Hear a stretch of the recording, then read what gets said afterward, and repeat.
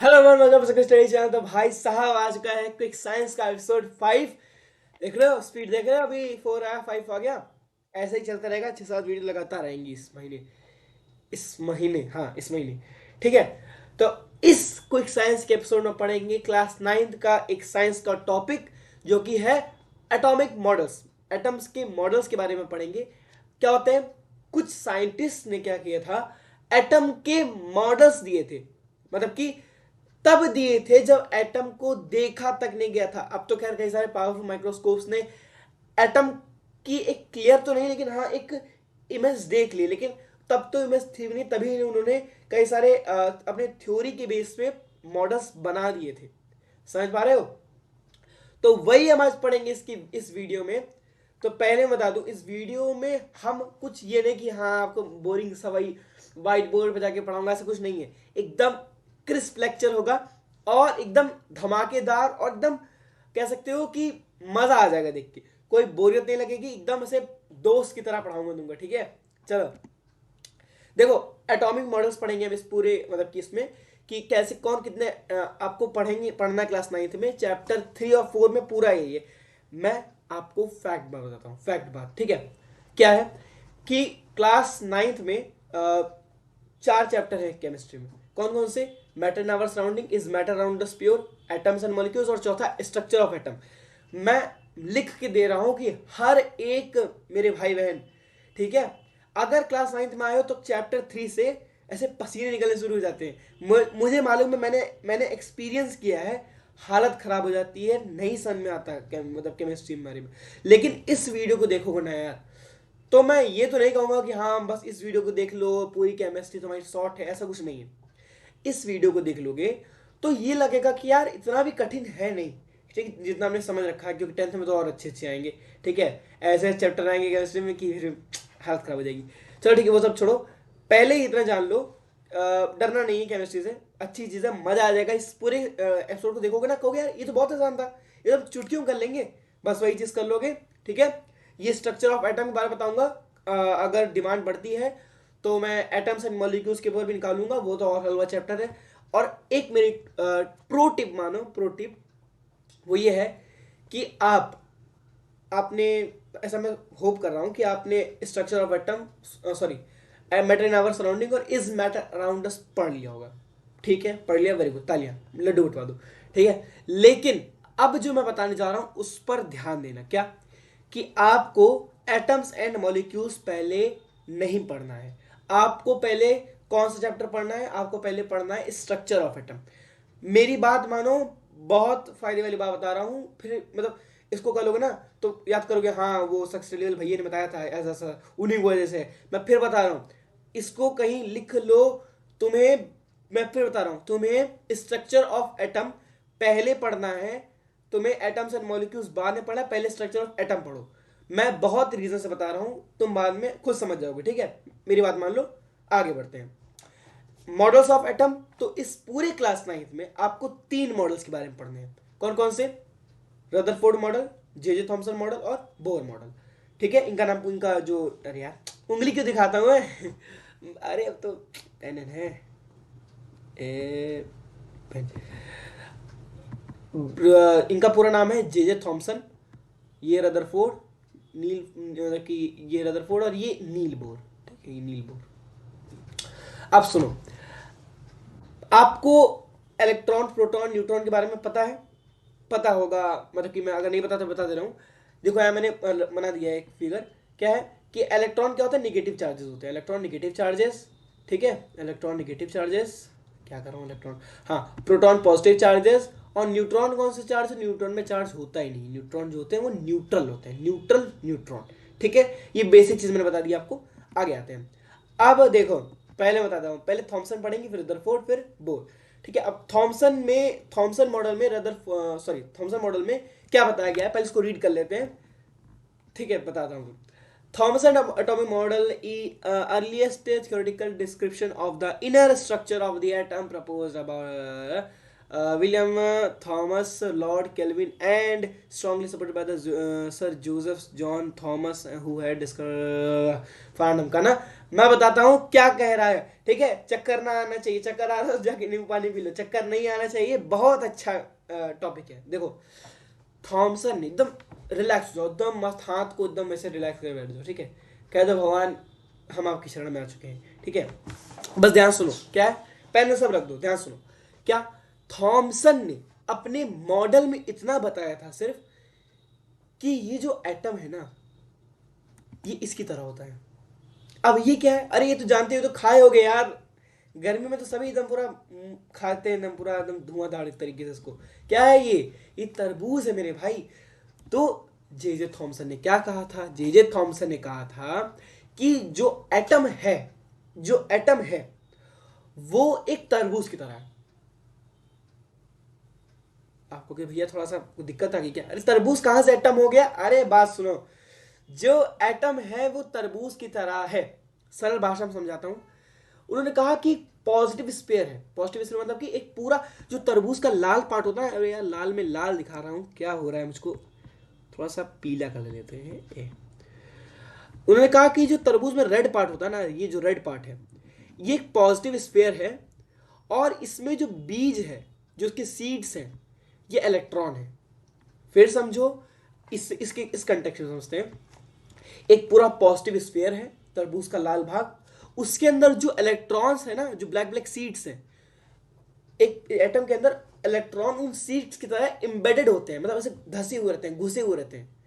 फिर से समझाता हूँ क्या, यहां बनाता हूँ, दिख पा रहा है, कहां गया, ये रहा। ये एक तुम्हारा क्या है, ये एक एटम है।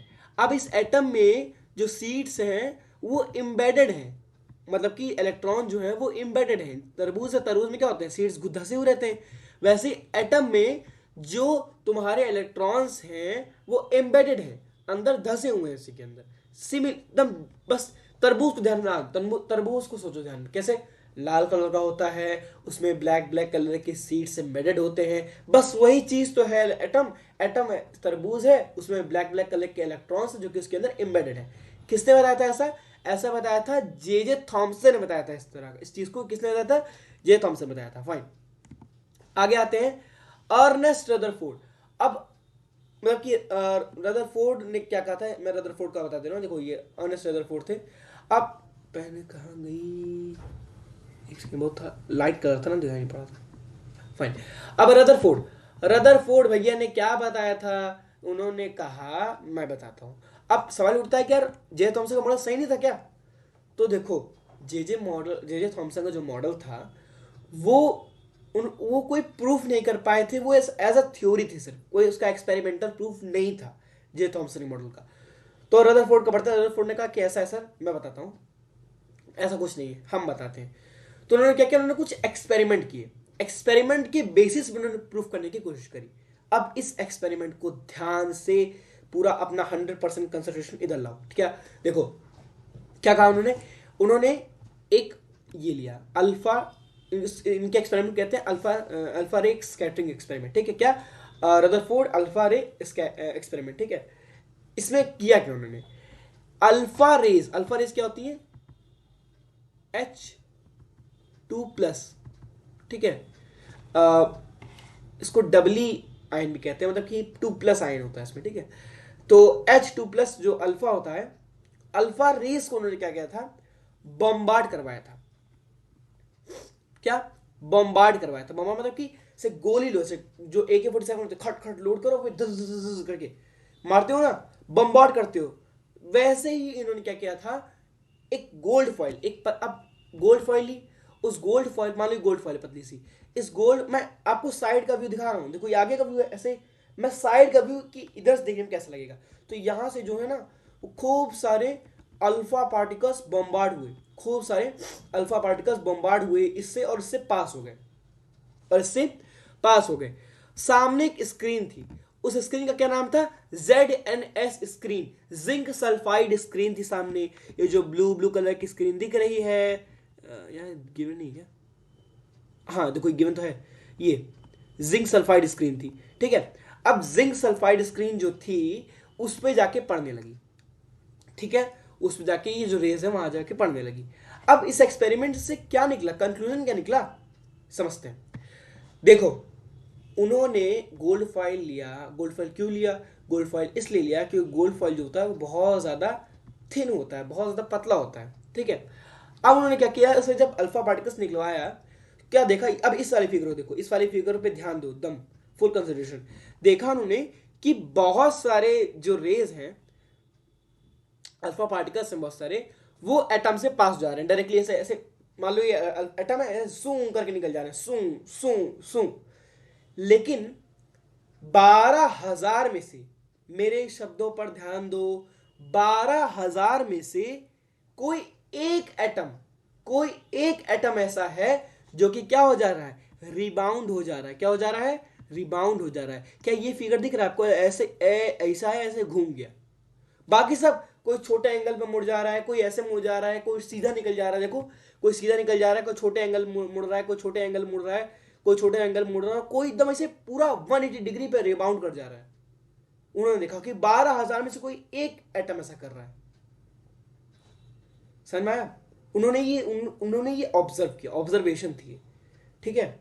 कोई एक रिबाउंड कर जा रहा है, बाकी सब थोड़े छोटे छोटे एंगल पे, small, all the other atoms are dissected, deflected in a small angle, ठीक है। बाकी सब स्मॉल एंगल पे मुड़ जा रहे थे। Very few particles were deflected from their path, indicating that the positive charge of an atom occupy very little space। अब ध्यान समझना, क्या कि बहुत कम ही है जो मुड़ जा रहे हैं। अब उन्होंने क्या दिमाग लगाया, इस कंसेप्ट को समझना कि कोई पॉजिटिव चार्ज है, तो उस पॉजिटिव चार्ज को अगर मुड़ना होगा ना, तो उसको पॉजिटिव चार्ज से ही टकराना होगा।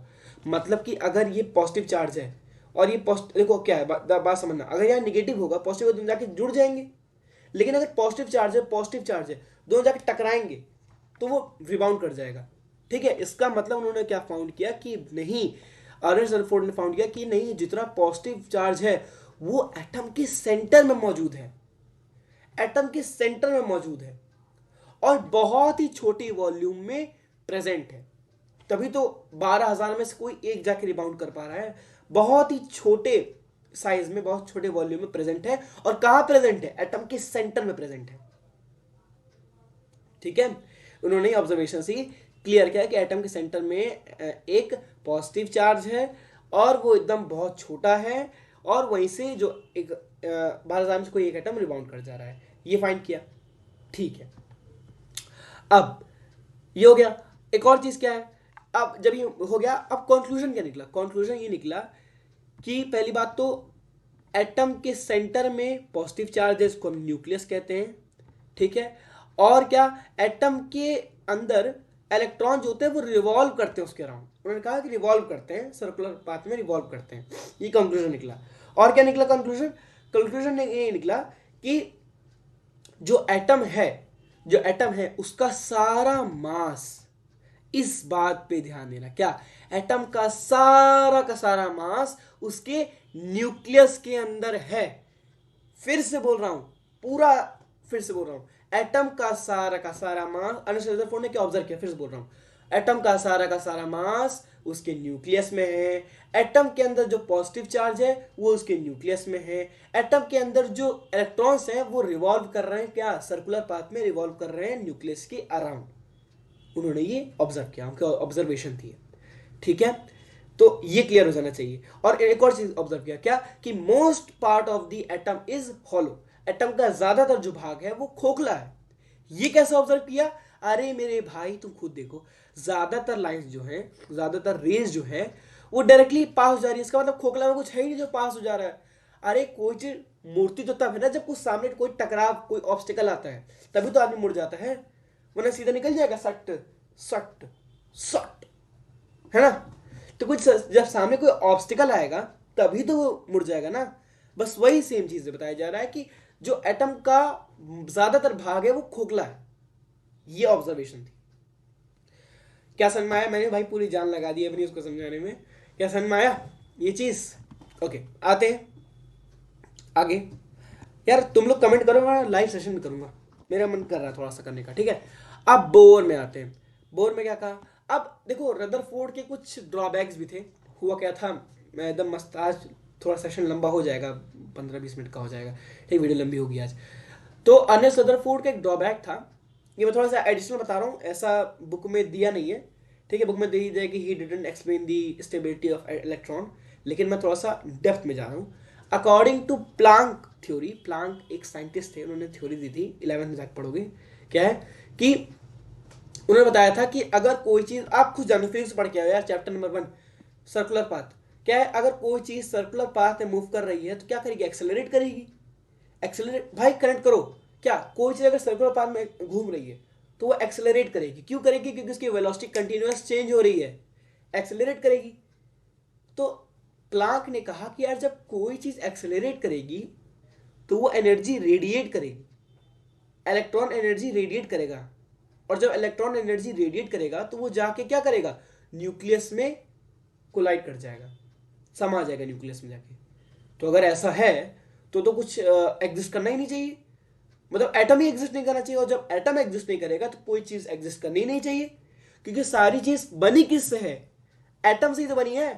तो जब एटम ही एग्जिस्ट नहीं कर रहा तो मतलब कुछ एग्जिस्ट करना ही चाहिए, इसका मतलब कि ये पेन नहीं एग्जिस्ट करनी चाहिए, इसका मतलब ये और क्या दिखा सकता हूँ कुछ ये वॉच एग्जिस्ट नहीं करनी चाहिए, कुछ एग्जिस्ट करना ही नहीं चाहिए अगर एटम भी एग्जिस्ट नहीं कर रहा है तो। लेकिन ये सब एग्जिस्ट कर रही है, पेन तो एग्जिस्ट कर रही है ना, उसको पकड़ा हुआ एग्जिस्ट कर रही है ना पेन, ये क्यों कर रही है, इसका मतलब ऐसा नहीं है, इलेक्ट्रॉन एनर्जी रेडिएट नहीं कर रहा है।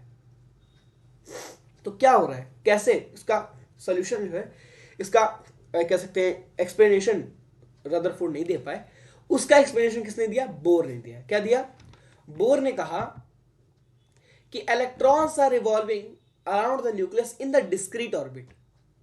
यहां लिखा है क्या, डिस्क्रीट ऑर्बिट लिखा है क्या, यहाँ पे स्पेसिफिक डिस्टेंस लिखा है, यहाँ पे डिस्क्रीट ऑर्बिट नहीं लिखा। एग्जाम में थोड़े ऐसे कैची वर्ड्स लिख के आओगे तो मार्क्स बढ़ के मिलेंगे, जैसे कि क्या है, एग्जाम में लिख के आओ कि electrons are revolving around the nucleus in the discrete orbit. तो डिस्क्रीट ऑर्बिट मतलब होता है कि फिक्स्ड डिस्टेंस और फिक्स्ड एनर्जी शेयर्स में घूमते हैं। तो मतलब एग्जाम में खुश जाएगा, अरे यार बच्चा लगता है एनसीईआरटी रीड करके आया है तो खड़ा मार्क्स देगा, ठीक है। तो ये सब मैं एक टिप बता रहा हूँ आपको।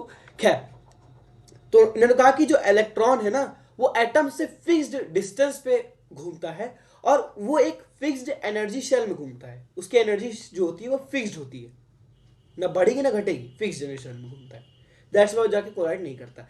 ये बोर्ड ने दिया था, इसका बाकी का आगे का एक्सप्लेनेशन 11th में डिटेल में दिया है, वहां पढ़ना, ठीक है। अभी 9th के लेवल पे मैं यही बता रहा हूँ। और क्या KLMN शेल भी इन्होंने डिस्क्राइब किया था, n² 2n² 3n², ये सब भी इन्होंने बताया था, किसने, बोर ने, ठीक है।